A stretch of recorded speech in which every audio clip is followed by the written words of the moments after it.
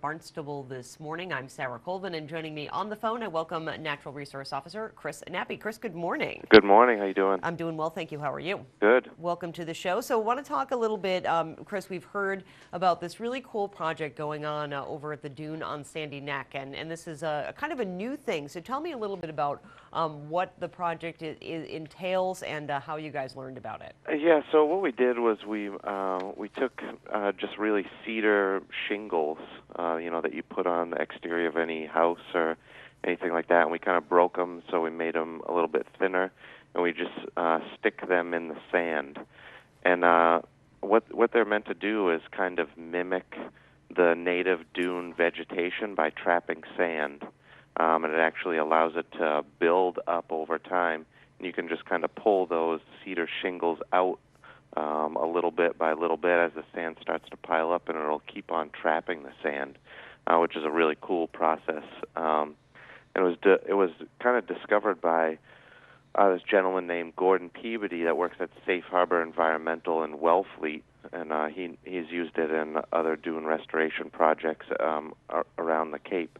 And so we called him in last year, and he helped us out and he set us up with a small area that actually worked really well. But since it was so stormy last year, the shims just kind of washed away, and the tides come up really high this time of year. So after we added more sand to the dune in the parking lot this year, we installed some more shims in, and it's starting to already collect sand. It hasn't even really been in that long, so it's really cool. Very cool. And so really, as you say, so you just take the cedar shingles, the shakes, and just put them in the sand. Is there any sort of an organization to the pattern, or is it really just a random pattern? Yeah, it's kind of a random matrix. So it is kind of a little bit of a pattern. So it's about 4 feet wide, and our section is almost 100 feet long, and they're spaced out about 10 to 14 inches. So, there's a little bit of design in there. But other than that, it's kind of random. They're randomly placed in. We try and change the angles of the shims so they create turbulence at the surface of the sand. And what it does is it traps the sand that's blowing around and during storms, during windy days. So when you go to the beach and you see all that sand that's blowing across the surface, that's the sand that we're trapping with these shims. So kind of helping it to naturally rebuild up that dune instead of maybe pushing the sand over or letting it kind of just blow away. It really does kind of do it almost naturally. Yeah, exactly. So that's why it's called biomimicry. It's supposed to mimic, coastal dune grass, other types of vegetation. You see how the sand piles up on the dunes with all the grass on it. So that's kind of what it's meant to do. It's kind of mimic that grass and trap all the sand. And then once we establish that area with a big mound of sand, we can actually go in the springtime if we still have that pile there, and we can start to plant dune grass around there to further stabilize that sand. Its roots will grow, and it'll actually start to be really kind of stuck in there. And that was going to be my next question. I wanted to talk a little bit about those native grasses. So why start with the shingles and then plant the grass? Why can't you just go ahead and plant that grass right away? Well, the grass is when you do it, it's kind of sensitive, so this isn't really the growing season for grass. We don't have to cut our lawns. We want to wait till the springtime to actually plant that, so it can get established and really start to take off. And in the springtime, we don't have as many storms, so the sand isn't blowing around as much. There's not really that much sand that can get trapped. So you put these shims out there in the really kind of volatile season, so it's not as labor intensive with planting grass and going through all that. And if it gets washed away, you don't really, it's just a little kind of cedar shingles. It's not this whole grass area that you planted. Great. So, Chris, how much monitoring does this project need, and how much work does it take to kind of pay attention to it as we go through the winter? Yeah, well, the installation's really easy. It takes under an hour to do the area that we've already put in, and then we go out and probably just weekly monitor it and just take a look and see how it's progressing. If we get a big storm event, we'll probably watch it a little bit more intensely throughout then. But it really doesn't take much monitoring at all.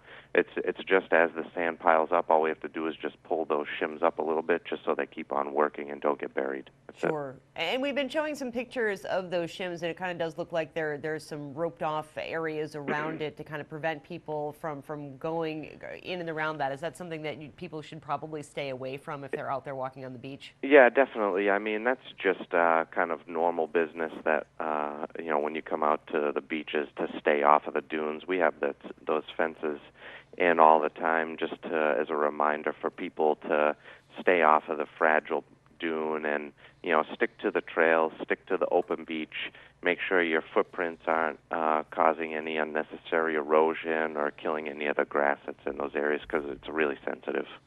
Very good advice. So how long will it be before we can kind of see if this project is successful and if it's doing its job? Is it something we'll be able to see right away, or will it take a few weeks or even a few months before we'll be able to really see if it's doing its job? That kind of depends on the weather. So if we get high wind events and there's a lot of sand blowing around, you'll see it in very quickly. If it's the way it's been this week, it's been kind of calm winds and we haven't been, have some really stormy weather, then it's going to take a little bit longer. But, it's only been in for just about a week now, and I've already started to see sand start to pile up. So you can see just a little bit of fresh sand added to that area. So it's promising.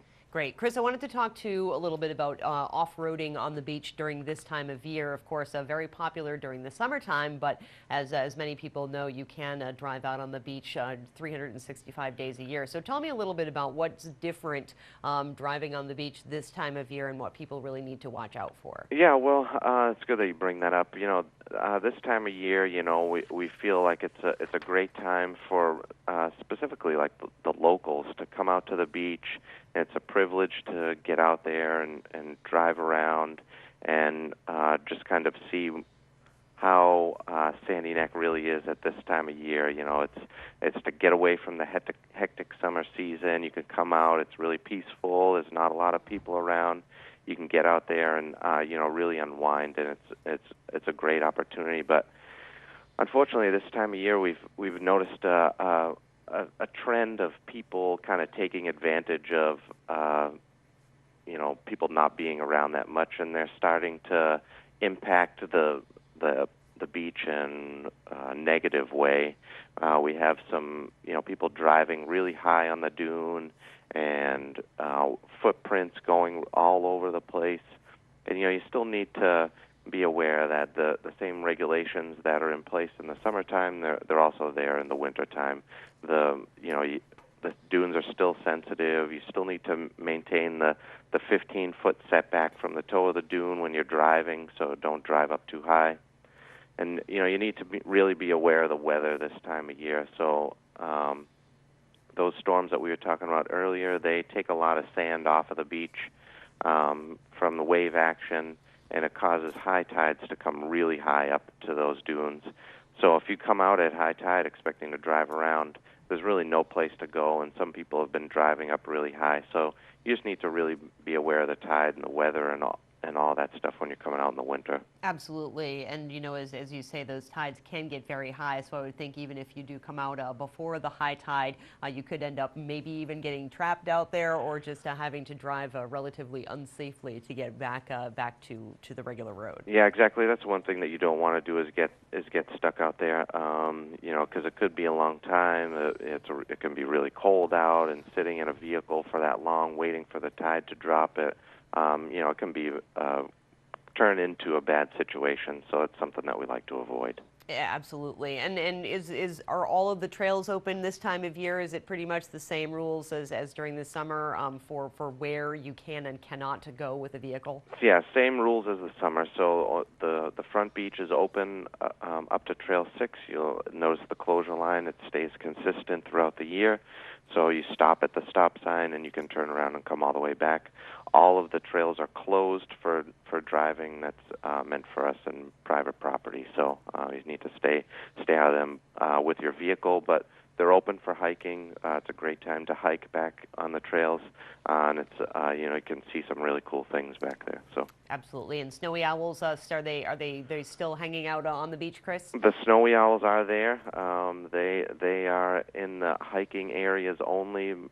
Just about that's where we see them most of the time. So your best bet is if you want to come out and see snowy owls, you can drive down the beach, park at that closure line right near Trail 6. And you can hike out and hope to see them out on the beach. Great. And people do, of course, need a sticker still to be driving out there on the beach. Is there someone there checking those stickers, Chris? Or if people want to get one of those off-season stickers, they can come to the gatehouse and do so. Yeah. So the stickers are required year-round. That doesn't change. You need to make sure you have one of those. You don't want to get caught without one, and because we're around checking for that all the time. If you want to purchase a sticker for your vehicle, you can call the gatehouse at 508-362-8300.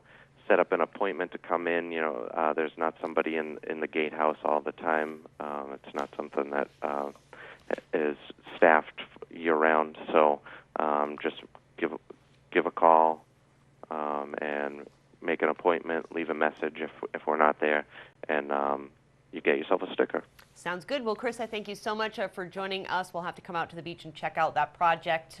Maybe you look for some snowy owls, and we thank you so much and hope to talk with you soon. All right, great. Have a good day. You too. Thanks. Bye-bye. Bye. Chris Nappi is the Natural Resource Officer.